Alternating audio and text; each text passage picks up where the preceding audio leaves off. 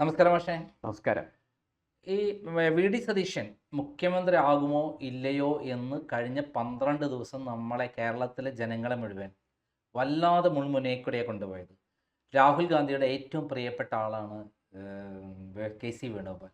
K C വേണുഗോപാലിന് കേരളത്തിലെ 47 M L എമാരുടെ പിന്തുണയും അതേപോലെ ഭൂരിപക്ഷം എം പിമാരുടെ പിന്തുണയും ഉള്ളപ്പോൾ അദ്ദേഹമായിരിക്കും മുഖ്യമന്ത്രി ആവുക എന്നുള്ള സ്ഥലത്തു നിന്നാണ് അവസാനം രാഹുൽ ഗാന്ധി വി ഡി സതീശനാണ് മുഖ്യമന്ത്രി ആവേണ്ടത് തീരുമാനിച്ച് ഇപ്പോൾ പ്രഖ്യാപിച്ചിരിക്കുന്നത്. ഇതിനെക്കുറിച്ച് മാഷ എങ്ങനെയാണ് വിലയിരുത്തുന്നത്? രാഹുൽ ഗാന്ധി ഒരു രാഷ്ട്രീയ നേതാവ് എന്ന നിലക്ക് ഈ അടുത്ത കാലത്ത് എടുത്ത തീരുമാനങ്ങളിൽ ഏറ്റവും ബെസ്റ്റ് ഡിസിഷനായിട്ടാണ് ഞാൻ അതിനെ കണക്കാക്കുന്നത്. കാരണം ഒരു രാഷ്ട്രീയ പാർട്ടിയെ സംബന്ധിച്ചിടത്തോളം അത് തിരഞ്ഞെടുപ്പിൽ മത്സരിക്കുകയും മത്സരത്തിന് ശേഷം വൻ വിജയം നേടുകയും ചെയ്യുമ്പോൾ പാർട്ടിക്കകത്ത് അന്തർസംഘർഷങ്ങൾ സ്വാഭാവികം. ആ സംഘർഷങ്ങൾക്കൊപ്പം ഒഴുകി നീങ്ങലല്ല നേതാവിൻ്റെ ചുമതല. പകരം അതിനെക്കുറിച്ചൊക്കെ പഠിച്ച് ഇരുത്തം വന്ന ഒരു നേതാവിനെ പോലെ കൃത്യമായ തീരുമാനമെടുക്കലാണ്. ഈ വിഷയത്തിൽ അങ്ങനത്തെ ഒരു തീരുമാനമാണ് ഉണ്ടായത്.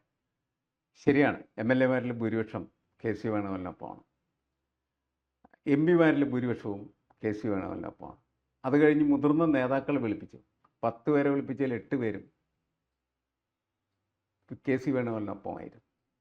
അങ്ങനെയൊക്കെ ആയിരുന്നിട്ടും എന്തുകൊണ്ട് വി ഡി സതീശനെ മുഖ്യമന്ത്രിയാക്കാനായിട്ട് രാഹുൽ ഗാന്ധി തീരുമാനമെടുത്തു? അതിൻ്റെ പിന്നിൽ സമ്മർദ്ദങ്ങൾ പലതുമുണ്ട്.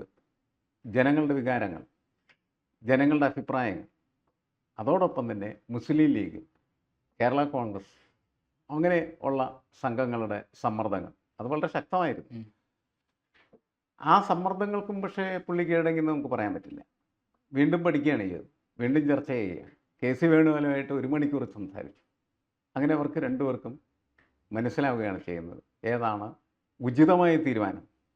ശരിയല്ല അവിടെ പ്രശ്നം, അല്ലെങ്കിൽ മുൻ കീഴ്വഴക്കങ്ങളല്ല പ്രശ്നം. ഈ സമയത്ത് ഏതാണ് ഉചിതമായിട്ടുള്ള ഡിസിഷൻ പാർട്ടിക്കും നാടിനും അത് നോക്കുന്ന സമയത്ത് അവർ രണ്ടുപേരും, കെ സി വേണുഗോപാലിനെ ഞാൻ ഈ കാര്യത്തിൽ ശ്ലാഘിക്കുന്നുണ്ട്. കാരണം കെ സി വേണുഗോപാലിൻ്റെ ഒരു സഹകരണത്തോടുകൂടി മാത്രമേ ഇങ്ങനത്തെ ഒരു തീരുമാനത്തിലേക്ക് എത്തിച്ചേരാൻ പറ്റുള്ളൂ. കാരണം രാഹുൽ ഗാന്ധിയും കെ സി വേണുഗോപാലും തമ്മിലുള്ള ബന്ധം വളരെ ദൃഢമാണ്. കെ സി വേണുഗോപാലിനെ സംബന്ധിച്ചിടത്തോളം രാഹുൽ ഗാന്ധിയുടെ എല്ലാവിധമായിട്ടുള്ള രഹസ്യങ്ങളും അതേപോലെ തന്നെ മനസാക്ഷിയും ഒക്കെ സൂക്ഷിക്കുന്ന ഒരാളാണ്.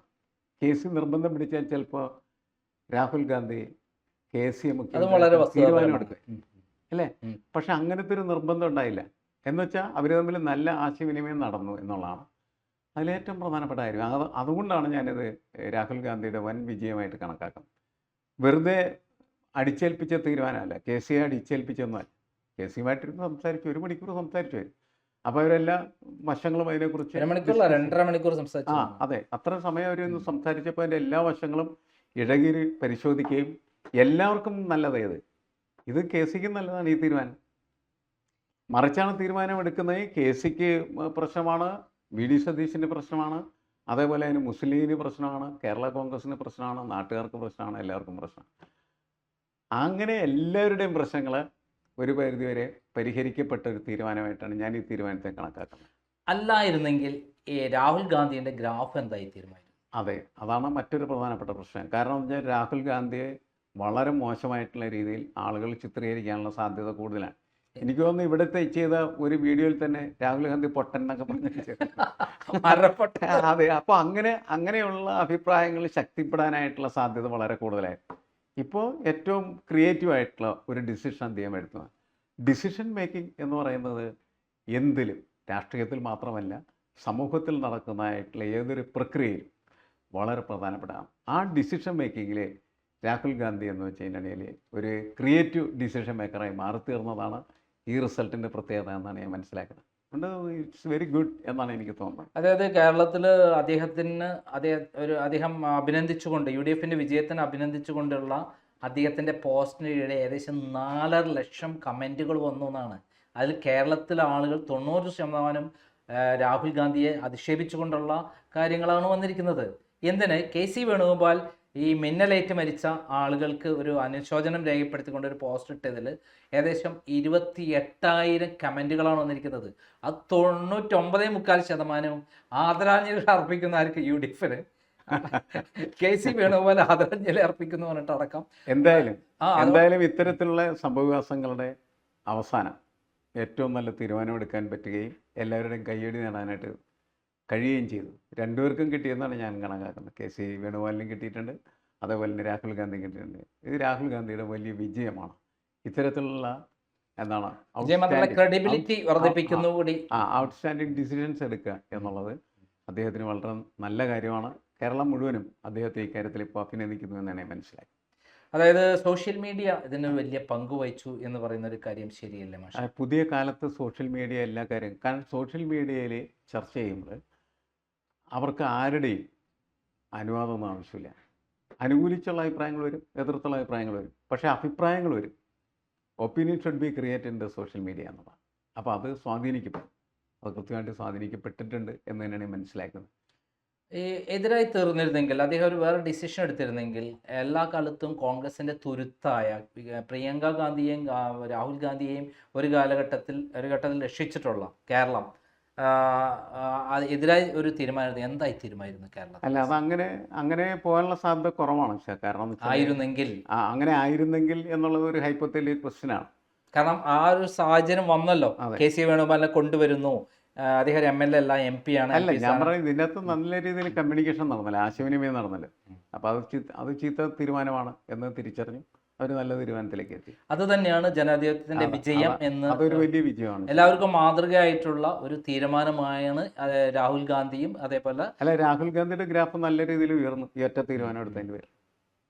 അതോടൊപ്പം തന്നെ നമ്മൾ മനസ്സിലാക്കേണ്ട കാര്യം, ഈ MLA മാരും അതേപോലെ MP മാരും പലരും ഇങ്ങനെ തെറ്റായി തീരുമാനമെടുത്ത് ജനങ്ങൾക്ക് ഇറങ്ങി നടക്കാൻ പറ്റാത്ത അവസ്ഥ വന്നു.